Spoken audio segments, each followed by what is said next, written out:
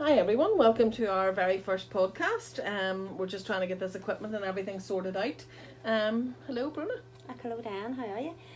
This is very exciting. Yeah, feel like I'm in like a radio studio or something. We're really just in the office and Bruna's mic's working a little bit clearer than mine, so apologies if you're hearing two different tones coming through at your end. But we're here to you basically today to talk to you about our podcast first and foremost, our new channel. We've set it up, we've taken advice on it, we're calling it It's Child's Play because that's really what we're doing here in Sleepy Hollow. And that's what we do. It's all child's play, no matter what, if you're 3 or if you're 50 in some of our cases. So yeah. Absolutely. Yeah. So our book, we'll tell you a little bit about our book. We have, just for the purposes of the video, we have written a book. It's called Actionable and Accountable Reflective Journal. And I suppose it all started from Bruna and I going out to Reggiomented.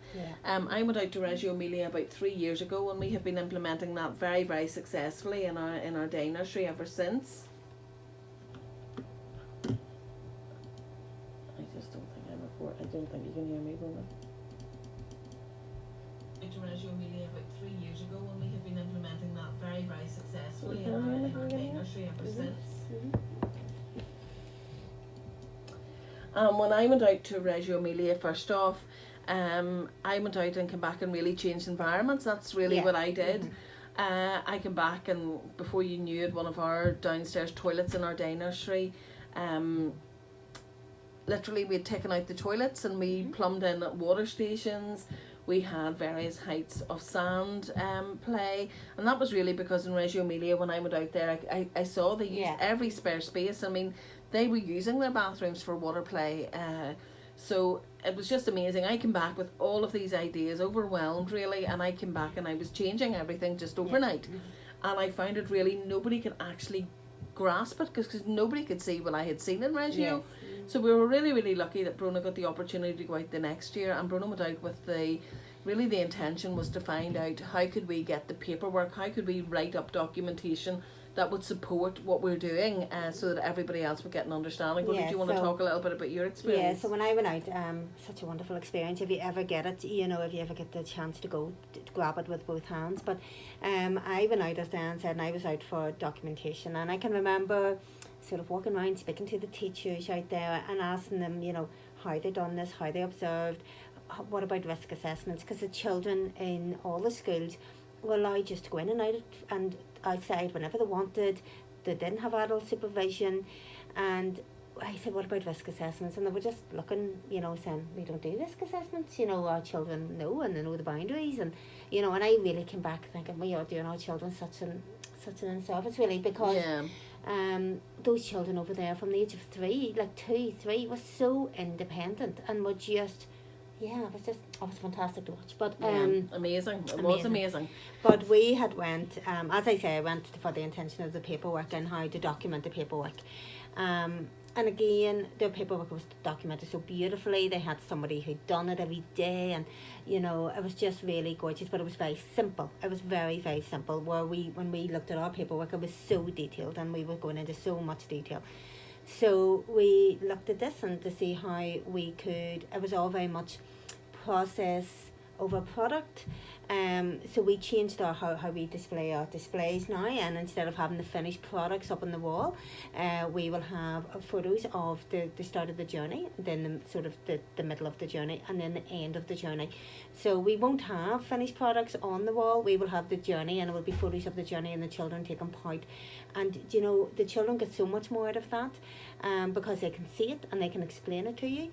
But the parents actually then, when they come in, they can see everything, not just 20 finished products put up on the wall. The actual process of the children doing it. So it's much more meaningful, and we get so much more out of it. So we changed how we displayed. But when we looked at about the paperwork element, again, parts of it we were able to implement, like our changing our displays, but the whole sort of getting documented for the staff wouldn't have worked for us here.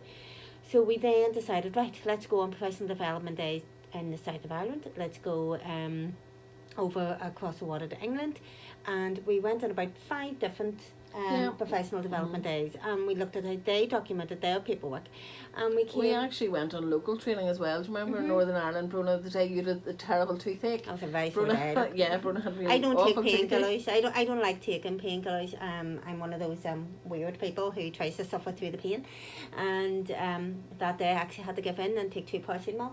It was just, you know, we kind of thought this is going to be the solution, you know, because this is kind of what our nursery schools, we were looking at the documentation they were doing about how they were planning, recording and evaluating, and really the outcome of that was just really how to get through your inspection process. How to get through your inspection without a recommendation. So we came away from that we didn't want that. We want something that is going to be serving us every day, not just to get us through an excellent inspection report. We want something that's going to add value day in, day out. So yeah, Bruna. So we came away from that, me with a very sore mouth, you know, paracetamol still wasn't really helping, and we came away and it was like, no, that isn't going to work for us. So we went to England, and there was bits and pieces, so we thought, might work for us. No, that wouldn't work. We wouldn't do that. So we decided then when we come back, we actually decided, you know, if we're being very honest here, we decided over... Well, it is a podcast, yes, it's all about being honest and a bit more fun. In a hotel at one of the airports, you know, we were sitting having a bottle of Prosecco, and we said, we need to figure out what's going on. Like, we need to figure out our own paperwork. This is not working. We bits of everything that we had seen would work, but so how do we get this all together? So that's where we come up. Drinking a bottle of Prosecco, we come up with the brand Sleepy Hollow inspired. Have to say that was a very inspiring moment for us. It was. I actually remember, Rhoda, I don't even think it was at an airport. It was on the bed. It was all twin rooms. Yeah, twin rooms, by the way. We went together on the bed. But we'd had a traumatic drive. Do you remember down to that professional development day? We had arrived late at night. We had quite a drive up from. We were driving into kind of central England, and we were driving up from Gatwick Airport in a hire car. And it was beautiful. It was kind of Robin Hood kind of territory. It was just... Yeah, and I was driving along and had big signs up saying, watch out for the deers. So like me and Dan's laughing at this, saying, like, watch out for the deers. Matt and a big deer jumped out.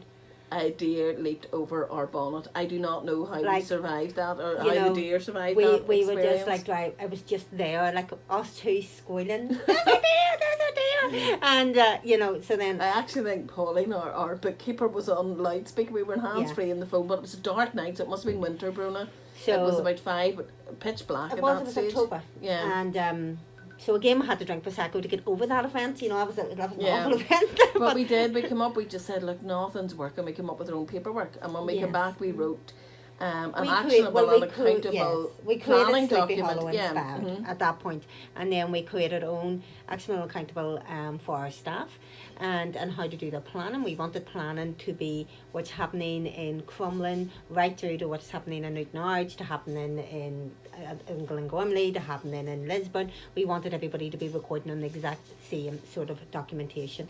So we created our own planning booklets, we created our own journals for our staff, which really changed the whole structure of how we done things. Yeah, it did. Our staff used to get, and they still do get time out of rooms. They got time out of rooms, and our managers got planning time. But it just kind of meant it was actually very disjointed. Everybody, every group in the company would have been doing different things at different paces. So we kind of come up with very, very loose focus planning, and it's not seasonal. I mean, for example, we don't do things like spring, autumn and winter. Last week or in March, it was kind of like in like a lion, out like a lamb. So kind of a different spin on just doing like spring equinox and things like that. But it just means we can buy in the basic resources that staff can take. There's nothing worse than having a project or an idea and you go into the cupboard and you've no resources to do it. So that's kind of what our very loose focus planning is. Yes, and we would give sort of, working alongside our sort of project manager here in nursery and our managers in nursery and working alongside our area manager, we would work with them. They would come up with the planning ideas, as Dan says, the loose planning, and they would come up with a creative activity we would like to see, a sensory activity, and a game, a group game of the week. And in nursery we also do a nursery rhyme. We do a nursery rhyme. Actually, nursery rhymes and early literacy has been lost in a lot of early childhood centres. So we do have a nursery rhyme every week that we kind of just for reinforcing all of that. But every different room will take that off in their own direction. And the same with our after schools. So they all go out in a different direction. So, but when you step through, as I say, in any of our after schools, no matter where you are, you'll see the creative activity. It may be not the way it is in one unit will be very different in another, but it's sort of in the same thing. So we do, and the staff have found this very, very useful. They have said it's fantastic because they were running out of ideas, and they were saying, oh yeah, it's really hard to think every month, what are we going to do next. And it was becoming very repetitive. Bruno, Of what we course. were doing last year kind of, Fell you're into planning this year January to again. December kind of, Yeah. you know, fell in year out. So Yes. children, if they'd been in nursery from babies right through until 5, we're kind of doing the same theme. Yeah, all of the time. You know, 5 years over, you're exhausted because we're currently packing to go to To go to China. But yeah, so we then felt afterwards, we had held a professional development day, and we have so many people asking to come out and visit our centres and all of that, and people were very impressed with our paperwork, and they wanted to know could we resell it, and so this is where we come up with the idea about making a reflective journal for practitioners in the early years education and playbook. So Diane and I are great journalers. I mean, we journal all of the time, and we're very accountable to each other. Yeah, that's kind of where it started. We bought business journals about 2 years ago, maybe, Yeah, Bruna, it was, and they were very good. They were the Daily Greatness ones, if anybody out there wants to look them up, but it's called Daily Greatness. But it was very much a business journal. It was kind Yes. of, there was lots Yeah. of big gaps that we were leaving out. There was a lot of financial things in it. We just wanted something where we could set our goals and plans for the year out, the same way as our staff were doing in the paperwork that we wrote for them. We wanted to kind of go, right, well, everybody comes to us with 100 employees. We need to make sure that we're on track, Yeah. and that we don't let our goals and aspirations kind of go by the Yeah. wayside. So it was kind of every quarter you set your own goal and your own aspiration, and we filled that out religiously for 2 years. And we set our goals. We set 3 targets every day. Yep. We kind of pinpointed, you know, how we were going to reach those targets through our day, and then we evaluated at the end of the day, did we achieve them? And if we didn't, we carried it into the next day. So it's something that you can't fill out your journal kind of for the week ahead. You do it day by day. We have kind of yearly planners, and we maybe would have an area where we could block out what we were doing for that month. But it was really important that we sat down and we were really honest about, right, we didn't achieve that yesterday, let's bring it forward to a goal for today. Or if it's not extremely urgent, you know, we'll maybe push it back to Thursday, Friday, or whatever the day would be. And then every Friday afternoon, Bruna and I came together, or if not on a Monday morning, it didn't, Friday afternoon or Monday morning did not go past without us actually holding each other to account. About So we what were we had done or what accountability we hadn't partners. done. Yeah, and we were singing off the same hymn sheet, so to speak. Bruna has different areas of responsibility than I do, but it just kind of meant it was cohesive, and it was And it was a really good time for us to meet and discuss what had happened the week before. and light what bulb we- moments. Those kind of black box thinking light bulb moments, you know, where we were thinking outside the box. So So this is why we decided then to create this for practitioners in the sector. And I have to say it's been very popular. We said we weren't launching it until we went out to China next week, but we have already sold copies already. So it will be on Amazon, but online. hopefully by the time this video is up it'll be live, but we'll talk you a little bit through it. So it's an actionable and accountable reflective journal, and in the front couple of pages it tells you a little bit about Brona and I. And then there's a 4-year diary in this, so you do not have to wait to the 1st of January to start journaling. If you want to journal, start next week. So the beauty about this is each month is blocked into 5 weeks. So you know, if the 1st of March, for example, falls on a Tuesday or Wednesday, you literally go to the first Tuesday in your journal, and then you go to a brand new month whenever the month changes. So at the start of the month and the end of the month you might have a few blank days, but every 5 weeks you will reflect monthly. So you've got 4 years here depending on when you buy your journal. It tells you a little about us, why journaling works, and we also really work on a weekly affirmation. We do. It's really, really hard whenever you are leading a team. It doesn't matter if you're working in a room with 2 people, you're like Brona and I with over 100 staff, you're a childminder working on your own. You need to give yourself, you know, positive affirmations in your week. We have put in, I think it's about 60 affirmations here, because it covers about 50 to 60, well, it covers over 52, obviously, weeks. So we have got a different affirmation, and I think it was over 60 whenever we counted them all. Yeah, the way it's different affirmations, or there's a section where you can write your own. Tells you a little bit about Sleepy Hollow Inspired. Obviously the brand isn't a Sleepy Hollow Inspired brand, but Sleepy Hollow is us. Sleepy Hollow Inspired is us. Yeah. We're telling you a little bit about our Reggiomented approach in the outset of it, and the key components that are relevant to us. Play work principles and play types. I mean, we have credited Bob Hughes in this, his taxonomy of play types. We have included all of those and how we incorporate those in our after schools, and also the curiosity approach, because that kind of blends our ethoses together. Yes. And we're very, very lucky to be working very closely with two really dynamic very and lucky that inspirational ladies. we are now the Curiosity Ambassadors for Ireland, so we're delighted to be involved with that too. Really, really fantastic. And then sustainability. Sustainability is something that's really important to us as we try to go paper light, paperless. It's the type of things that you still need, like the likes of journals, but there's a lot of things that we do along the way where we can become paper light in the daycare sector, or anybody working with children or education. I don't think we will ever be truly paperless, but we're certainly on a journey to become paper light. So at the end of every month we record that, because believe it or not, whenever you are documenting for sustainability, you do a lot every month. The whole Reggio ethos is about reusing, recycling, and everything has more than one, use. Everything has more than one life. Yeah, and whenever you don't document that, you don't really realise how much you are journaling. Even the likes of meetings that we would have where we're not, we're maybe having Zoom meetings or conference meetings where we're not actually driving. If we don't record that, I mean, we're kind of getting into the habit now of recording that as green mileage, where we would have been using a car before. So, lots of people may go out and look at alternative forms of transport or whatever, but if you can do away with using transport at all and replace a meeting, with a conference call or something like that, you should be documenting that. So then the next part of the journal takes you into a 3-year plan, and that will be very much up to you. And I would suggest that you possibly only just bullet point your 3-year plan, because that will evolve and change naturally over time. As you grow. I think we've got something like 12 bullets down here, and you're probably, just as well starting out with 2 or 3 of those and then building on these over time.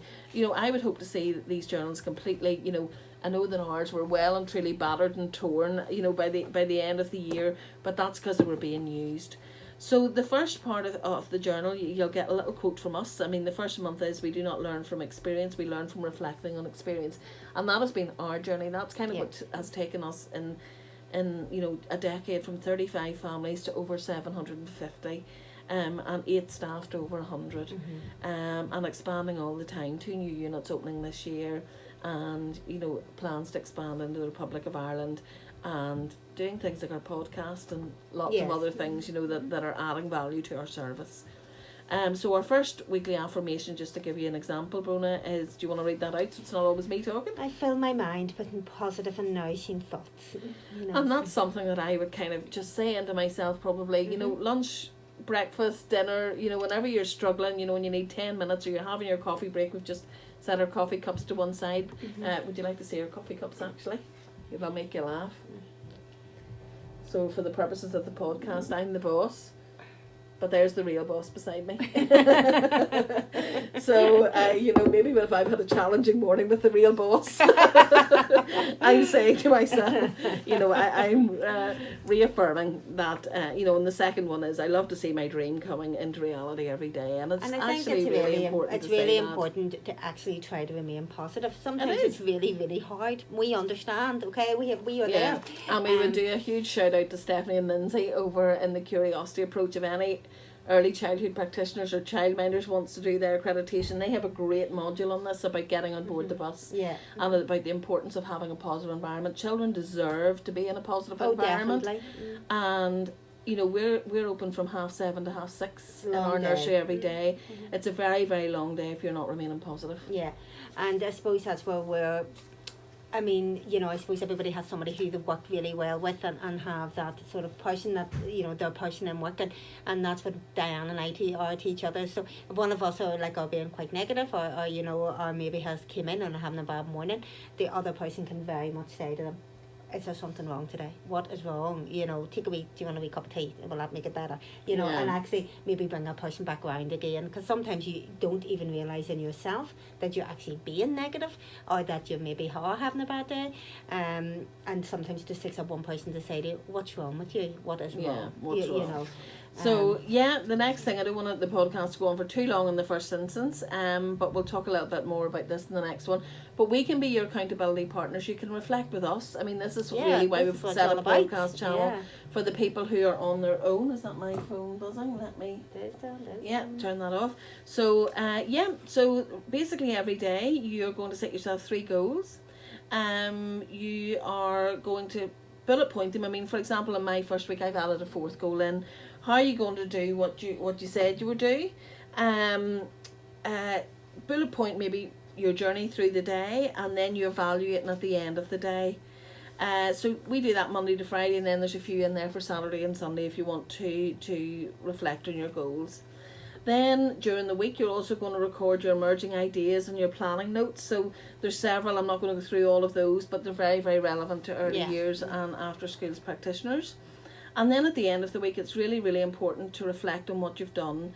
Was it a good week? Did you find it challenging? Anything from, did you make changes in your environment? What did you enjoy or not enjoy about your group? Parental feedback or suggested topics, etc. for next week. So that goes on really for 5 weeks. And then at the 5 weeks, and there's the odd page for making notes, etc. At the end of the 5 weeks, you're going to be recording your eco-planning. How you plan to reduce, reuse, recycle. What did you repair? What are you going to plan to reuse next month? I mean, we would have a lot of electric equipment that we would maybe, if it gets broken or doesn't have another life, we would send it up to one of our after schools and they use it for tinkering. So, and then any major photographs of your month. I mean, we might have some light bulb photographs moments of your month, something that you really enjoyed doing, or something that you maybe have been looking at and think that's really fantastic, like it worked so well for us. And it's always good, because when you look back on this in 3 or 4 months' time, you think, oh God, yes, remember we done that, and that really was fantastic. Yeah, that's a great idea. So, And then at the end of the month, it's really important to reflect on the previous 4.5, 5 weeks, whatever the case is in the month. Did you achieve what you'd set out at the beginning of the month? Was there anything that you accomplished or courses you went on? Sometimes, you rarely record CPD. What's working, what's not, what have you enjoyed, the top 3 things, and any notes from your own personal journey outside, work that you want to record. If you don't record these things and you don't journal, it's lost forever. And it's very, very, very hard to stay on track. So anyway, we're going to wrap up our first one there. And I hope you enjoyed hearing about our book, and we hope you enjoyed. It's going to be on Amazon. I'll have the link in the comments section below. £17.50, which is a bargain, because the book that we were buying from Daily Greatness was over £40. And this, hopefully, as I say, will be something that will actually change and put your goals and your dreams and help you to get it into action. So a huge shout out to Brona for being so creative and having the same mindset with me along the way. We've mentioned that a little bit in the start of the book about our personal journey together. So thanks very much for listening in to our first podcast. I'm sure we will look back in this podcast in a couple of years and cringe and think how awful it was. But we're determined to learn along the way, and after all, it is child's play. It's not meant to be perfect. Done beats perfect, as Peter McNichol told us. All meant to be fun. So, Bye. Bye.